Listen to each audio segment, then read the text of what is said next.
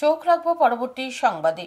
রাজ্যে 21টি agri produce market রয়েছে। কৃষকরা যাতে তাদের উৎপাদিত ফসল বাজারে এনে বসে বিক্রি করতে পারেন, সেজন্য এই ধরনের মার্কেট তৈরি হচ্ছে। প্রায় 5,65,00,000 টাকা ব্যয়ে গড়ে উঠেছে দ্বিতল বিশিষ্ট এই মার্কেট। শুক্রবার এক অনুষ্ঠানের মাধ্যমে এর সূচনা হয়। অনুষ্ঠানে মন্ত্রী রতনলাল নাথ বলেন, কৃষকরা যেন তাদের আয় বাড়াতে পারে। তাদের আয় বাড়াতে হলে তাদের উৎপাদিত ফসল তারা যে খরচ করে সেই টাকা যদি তারা না পায় বা তার থেকে যদি তারা লাভ না হতে পারে, তাদের আয় যদি না হয় তাহলে মুশকিল। সেই জন্য দেশের প্রধানমন্ত্রীও বলছে যে কৃষকদের আয় দ্বিগুণ নয়, আরও পারলে বেশি করে।